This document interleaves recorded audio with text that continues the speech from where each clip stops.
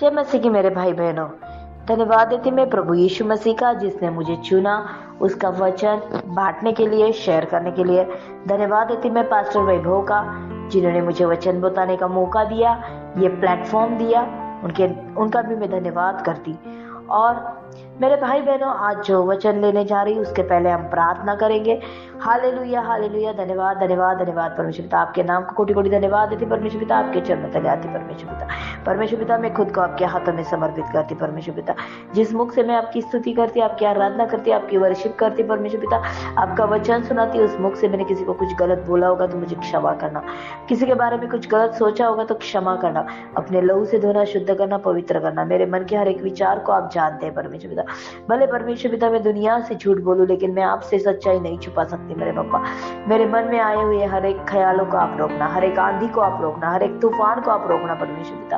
और परमेश्वर पिता, जो आपकी इच्छा है उसे पूरी करने के लिए मुझे सहायता करना, मदद करना, मुझे आपका उपयोगी पात्र बनाना परमेश्वर पिता। परमेश्वर पिता, मुझे आपका उपयोगी पात्र बनना है परमेश्वर पिता। मुझे आपकी सेविकाई करनी है, इसके लिए मेरा इस्तेमाल करना। आपका वचन तलवार है जो बताने वाला और सुनने वाला दोनों के जीवनों में कार्य करता है। हम दोनों के जीवनों में आपका वचन कार्य करने पाए परमेश्वर पिता। ऐसा दया, ऐसा अनुग्रह कीजिए परमेश्वर पिता। आपका वचन हमारे हृदय पे लिखिए परमेश्वर पिता, हमारे हृदयों का खतना कीजिए परमेश्वर पिता, और उसके ऊपर आपका वचन लिखिए ताकि हम सिर्फ उस वचन को सुनने वाले नहीं बल्कि सुनकर उसके ऊपर चलने वाले बनने पाए। आमीन। मेरे भाई बहनों, मेरा आज का जो वचन है वो है लूका का पहला अध्याय, उसके 26 से लेकर 38 वचन तक, जिसमें है यीशु के जन्म की घोषणा। मेरे भाई बहनों, ये मैसेज ज्यादा करके क्रिसमस टाइम में बांटा जाता है, पर मुझे नहीं पता कि आज मुझे मौका मिला है और नेक्स्ट टाइम मुझे मौका कब मिलेगा। तो अभी मुझे मौका मिला है तो मैं मौके का फायदा उठाना चाहती हूँ, और मैं आज बात करना चाहती हूँ यीशु की माँ मरियम।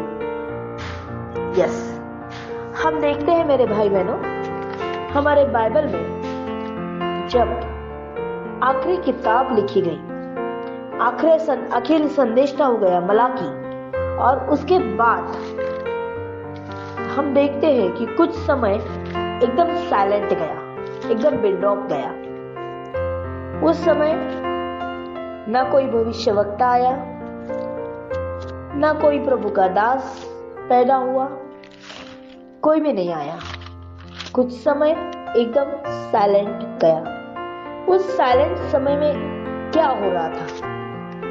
कभी कभी ये सवाल पड़ता है, मुझे भी ये सवाल होता था कि मलाकी के बाद कोई संदेशा नहीं आया, उसके बाद डायरेक्ट प्रभु यीशु मसीह का जन्म है, तो बीच में जो समय था उस समय में क्या हुआ? क्या तैयारी कर रहा था परमेश्वर?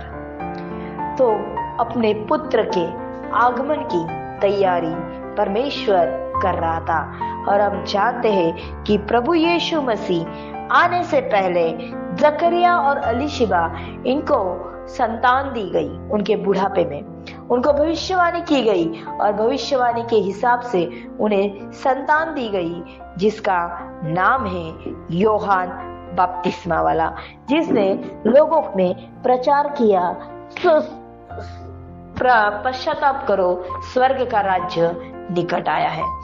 मेरे भाई बहनों, उसके बाद हम देखते हैं कि लूका का एक पहला अध्याय और उसके 26 वचन से आगे कि एक मरियम नामक कुमारी थी जिसकी मंगनी हो गई थी दाऊद के वंशज में से यूसुफ के साथ,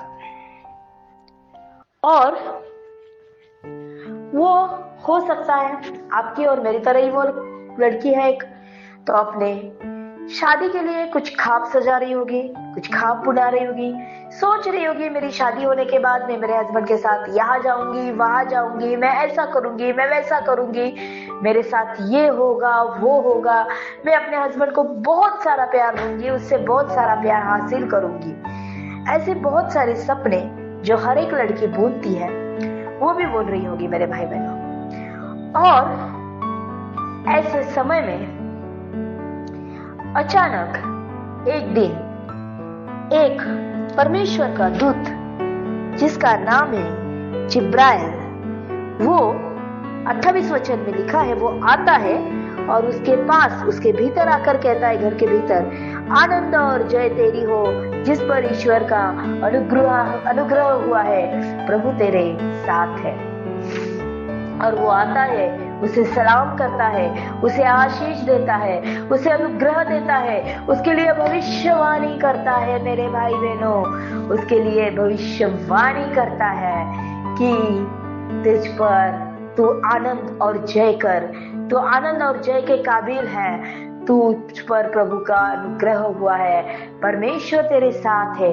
वो ये नहीं समझ पाती कि ये क्या भविष्यवाणी है, क्योंकि वो एक सामान्य स्त्री थी, आपकी और मेरी तरह। ऐसा क्या मेरे जीवन में होने वाला है कि जिस वजह से परमेश्वर का दूत मुझे आनंद और जय करने के लिए बोलता है। वो ये नहीं समझ पाती उसके अभिवचन को, उसके सलाम को, उसके आशीष को, और वो डर जाती है। आगे के वचन में हम देखते हैं कि वो डर जाती है। तब जिब्राइल उसको बोलता है कि भयभीत ना हो, भयभीत ना हो, तुझ पर परमेश्वर का अनुग्रह हुआ है। देख, तू गर्भवती होगी और तेरे एक पुत्र उत्पन्न होगा, उसका नाम यीशु रखना। मेरी बहनों और मेरे भाइयों, सोचो,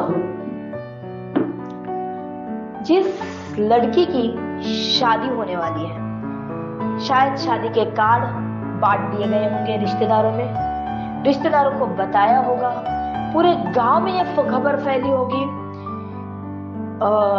शादी की तैयारी की होगी, गहने लिए होंगे, कपड़े लिए होंगे, हॉल बुक किया होगा, खाने का ऑर्डर दिया होगा, सब कुछ किया होगा। और ऐसे समय में परमेश्वर का एक दूत आता है और वो कहता है कि तू गर्भवती होगी, तू गर्भवती होगी। मेरे भाई बहन, इजराइल देश जो है वो आशिया खंड में है, जिस खंड में हमारा भारत देश भी है।